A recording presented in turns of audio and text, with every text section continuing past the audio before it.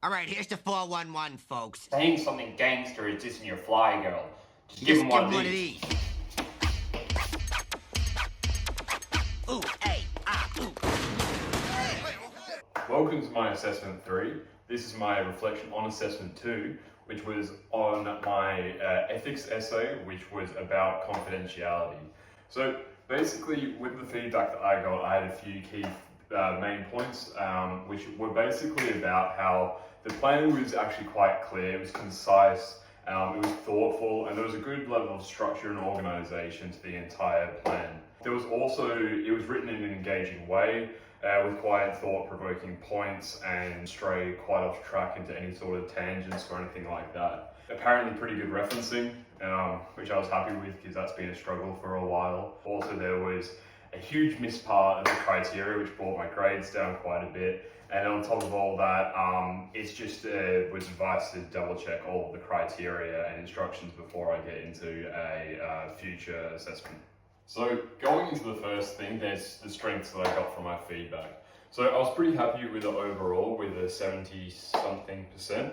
Better than I honestly thought I was going to get. And some of the feedback that I got for my strengths was the actual flow was really good. The structure made a lot of sense, which was something I was quite conscious of. I wanted the whole, following the rubric really helped with that. Obviously the layout was what the assessors wanted. So sort of following that as a road marker and then just doing your own thing within that worked really well. Moving on from that was how the writing was quite, it flowed really well, and the writing was clear. So there were some minor issues, but nothing that affected legibility. They said it was quite thoughtful with some like in-depth analysis and some unique perspectives. Again, that's something which does come a bit more naturally to me, so I was glad that that was something that I covered. I think that a lot of these essays can read obviously extremely academically, and bringing a bit of flair into it, it just elevates the piece for me personally. On top of that though, bringing it back to quite an academic, as I said, the sourcing and the relevant, the sourcing and referencing was relevant, it was well integrated, and it was all accurate to ACA 7th. Overall, as far as the strength is concerned, I'm pretty happy with it. Getting a 70% was pretty good, and coming through with a lot of interesting thoughts and provocative ideas on the topic was something that I didn't expect to be brought up on. Alright, now we're moving into key areas for development. First thing that starts us off in this category was I completely missed talking about the criteria of the assessment which I was doing a plan on. Things like the word count, the type of the task, the length, or even the due date, I didn't mention at all. This was required criteria for assessment 2, and I just missed it completely. My assessor said that it was just a silly mistake. Frankly, I agree. The follow-up feedback on that was that it's my job to make sure I double check the criteria and the instructions for whatever assignment I'm working on.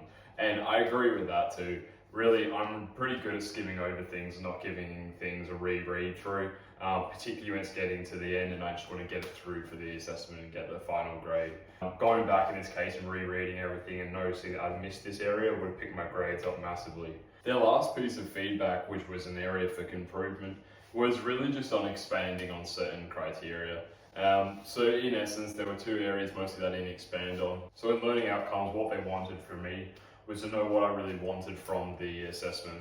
I sort of skimmed over this and gave a brief overview, but I didn't really go in depth about what I wanted to learn, what I thought I was going to learn, and where this could lead me in the future.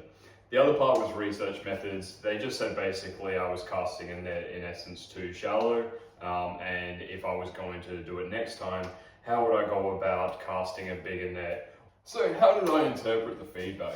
Well, honestly, overall, I thought it was quite good feedback. Honestly, I was surprised. Coming into this as my first trimester in university, I didn't think that I would be doing as well in something like this. Honestly, it's my strongest subject and I was pretty happy with the response. There was key areas that I did miss, but really it came across as something that I can use as a really good jumping off point and a good learning experience for the rest of my university. It's a fantastic way of learning the skills and really starting to iron out those kinks, particularly when it comes to academic writing. In this case, I found myself really actually enjoying the creative element of this plan. It really made sense that my approach was criticised in the way that it was when it came to not delving as deep as it could. And that's something that I'm quite well aware of. But if I want to hit those higher marks, I really got to take my time to go in depth. The biggest thing was just my lack of rereading. Honestly, it's a thing that I, again, do pretty often, but it will pay dividends if I can just reread, make sure it's not getting put in the last minute, and give myself some time to add things that I've clearly missed out. This matters and it's important because in this type of essay, what you can miss out a little bit and it's not the end of the world. But there are some essays where if we missed out something as critical as a whole criteria element, it could take us from a pass to a fail. Really, it's going to come down to me making sure I put more focus and time into understanding how to meet the criteria, putting good dot points in, and just a lot of rereading. So, as is the point of these sorts of reflections, we have to look at what we're going to do in the future. And with my aspect of what I'm going to change, it really boils down to one main thing. And for me, that's time management. Being completely honest, this first trimester has been tough for me. I've just moved up to the Sunshine Coast, and it has been far less time for me to dedicate to university. This will definitely change the next trimester. It's impacted all my grades overall, and I'm not really happy with the outcome. The feedback was fantastic. I really think I'm going to learn a lot from it, and once I can implement more time, I'll have a lot more time to reread, make sure I don't miss criteria, and delve a lot deeper into elements that really make these essays nice and juicy and take you to those high distinctions. Throughout my entire university and going forward, I'll take these learnings with me. With anything that I do, whether it's going to be counselling in the future, my university, or even day-to-day activities, give myself breadth and room with the time management to do things properly will just change everything. It removes a hell of a lot of stress and honestly just makes the whole experience of anything you're trying to engage in a lot more enjoyable and the outcome far better. Nothing great was ever done in a rush. Look at this, or even this. All these took a lot of time and dedication and nothing was rushed. Anything that rushed will never be as good a product as if you spend some really quality time on it, and that's going to be my goal going forward. The biggest surprise of this trimester actually came with my feedback for my response to AI. When I wrote my section on AI, it was late at night and I sort of vented my frustrations into the essay. I rewrote it a few times so it didn't sound like I was ranting, but really, my point came across. I don't like AI, I don't agree with it for the most part. It's a tool, but it requires incredible critical thinking to use, analysis, and really, I think it's too powerful to be put in the hands of just the general public. Let alone all the environmental impacts of it and the way that it's stripping away creative thought, ideas, and just a lot of freedoms. I'm not about it. I put this into my essay, and funnily enough, the feedback was, hallelujah, finally, someone gets it. I was so surprised by this. I really thought this was going to be marked down the most, considering how AI is promoted in AIPC to be used.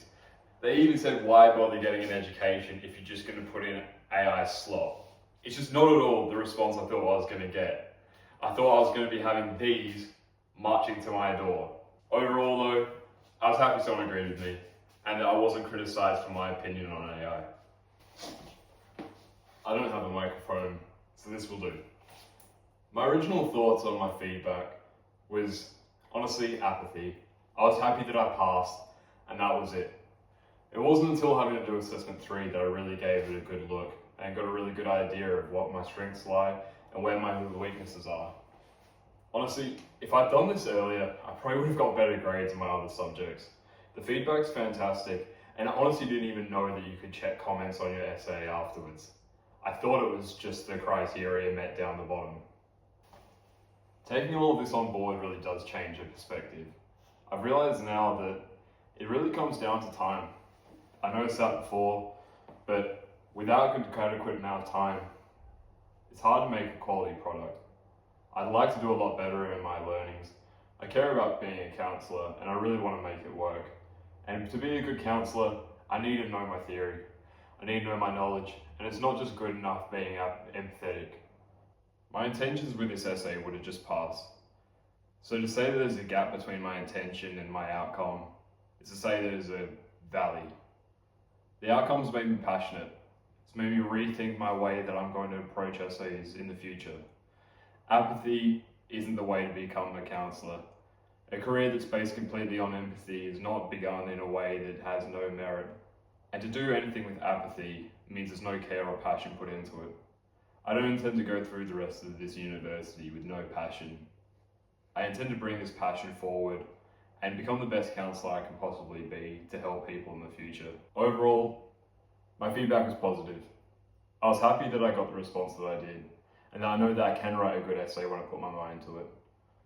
Missing the criteria and not going deep enough in certain areas is just going to help me in the future. Thank you very much for listening, and have a great break over the uni period, and I hope you don't have too many markings to do.